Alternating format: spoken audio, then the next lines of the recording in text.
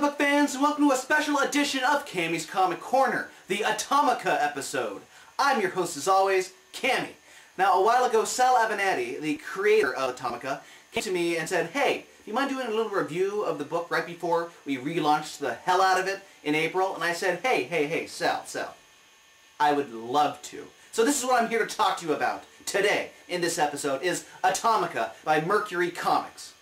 Now, Atomica first debuted on stands back in March of 2005. It was written by Andrew Dabb and drawn and story by Sal. And what it really focuses on is this child who was taken from his mother, and he was transformed into this godlike being for Russia. Little did he know that his mom was Mother Russia, and that he would be transformed and forged within the bowels of Russia into the god known as Atomica. The man who is responsible for this transformation, is known as Aronier, and he is kind of the spirit of the revolution in Russia, and he's the government in the flesh. For this takes place after the Great War back in 1929, and the people of Russia needed someone to look to. They needed a leader, they needed a new god. Aronier said, enough of these old deities, we need to create one of our own. And there's a great quote in this book that goes, God created man, then man created God. And that's what Atomica is in all this. He is the God for the people, created pretty much by the people, to get rid of the old, out with the old, in with the new. And because of this, he's kind of like Russia's own Dr. Manhattan and Superman rolled into one. Because of this, Russia dominates the entire world. They're all at the mercy of Atomica, but really Aronier. But Aronier is letting Atomica patrol the world and go battle gods wherever he's needed. And he does do a lot of battling. Aronier even tries to make other gods as his brothers and sisters to say, hey, come, Russia has all these protectors now. But Atomica, he doesn't like this. And he battles against his siblings, defeats them all, and then goes on to bigger, tougher, older gods. Gods such as Morosko, and the god of the winter and the cold, Pripyat, the goddess of the swamp and earth, and even the father of all gods, Leshy. And Leshy tells him, before Atomica strikes him down, he says, now just keep this in mind. It's not the god's world anymore. It's man's world. And given enough time, man can just cast you aside as well. So just be careful about that.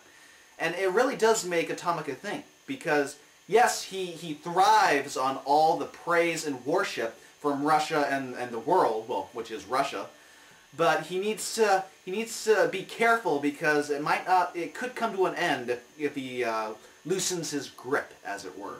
And later on, in an epic battle against Baba Yaga, he almost loses to her. With all of his remaining strength, he lashes his hands, his bloody hands, at her, and a little bit of his blood gets into her eye. And just like Athena was born from the head of Zeus, Atomica's son, Chernobyl, is born from the head and flesh of Baba Yaga. And that's pretty much the cool cliffhanger at the end of the first 6 issues. And Aronier takes the boy away from Atomica to train him as his own, to one day kill his own father, Atomica. So this is just a killer series, a very spectacular series. Sal's art on this is so dark and gritty and really helps develop the tone of this book as not a pleasant place to live. Whenever they show any parts of Russia or the underbelly of Moscow, I can hear the metallic clinks and clanks of hammers and axes, as if it was one giant living machine that it's made out to be in this tale. So if you were to look at the art and look at these pages, you can see they're very, very detailed, and it's very obvious that Sal puts his heart and soul into this series to make it what it is today. Not only that, you get great covers and backup and pinup art by such other creators like Alex Ross, Simone Bianchi, Eric Powell, Michael Turner, Glenn Fabry, Buzz, and Tim Bradstreet even. It's just a killer collection of covers, and it shows that Sal has some pretty cool friends to hang out with. I mean, I wish my friends were that cool to help put word out on a comic if I had a comic, because that really helps people find the comic and read it and get interested. So if you were ever planning on jumping onto Atomica and getting involved in the world that Sal has beautifully drawn and created, now would be a good time to do so, because in this month's April's previews, Atomica is listed for the epic relaunch that's going to be happening later this year. So you want to go to your stores, to your wherever you get your comic books from, and tell your shop owners, hey, I want Atomica. So be sure to put that on my pull list, because that's what I'm doing. I'm going down to Rising Sun Creations, my own shop, and telling my guy, hey, could you please put Atomica on my pull list? I'd really appreciate that. And also, in this month's Wizard, with the Obama cover, they have a nice little write-up about Atomica. So Sal's really helping get this name out there. And bravo to him for doing so. And so if you want more information on Atomica and more details and whatnot, head on over to www.mercurycomics.com. You can get all your needs met there.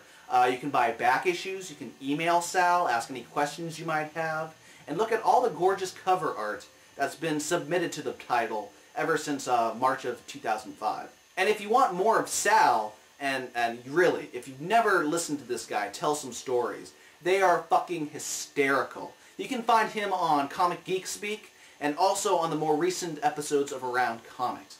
They're really, really funny interviews, and he always has something awesome to say. And hopefully at Comic-Con this summer, I'm going to get a chance to talk with him and maybe have a little couple-minute interview with the guy, because I want to hear what his con experience is like, where Atomica is going to be going in these next couple of months, etc.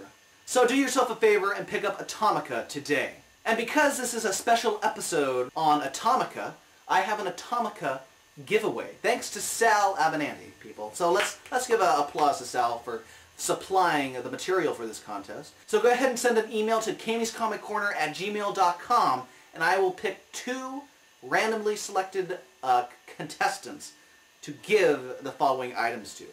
First up, we have a couple of single issues of Atomica. So that will go to the first prize winner, and then to the grand prize winner, they will get their own trade, collecting the first 6 issues of Atomica. And this is quite the great read. It'll look beautiful on your bookshelf. So for any of these prizes, remember to send an email to cammyscomiccorner@gmail.com. And also, if you like any of the comic book t-shirts that you've seen me wear on past episodes, head on over to www.deadlinegraphics.net and send Kelly an email. The deal going on for April is buy any 3 t-shirts and get the 4th one free. With a deal like that, you need to jump on this bandwagon as soon as possible and get all your comic book t-shirt needs met. There's only one name that I trust when it comes to comic book t-shirts, and that is Kelly over at www.deadlinegraphics.net. Well, comic book fans, thank you for watching this special Atomica episode. Thank you, Sal, for giving me all the material to read. And do yourself a favor and go pick it up today. I have been your host, Cammy. This has been Cammy's Comic Corner, the Atomica episode. Have a good day.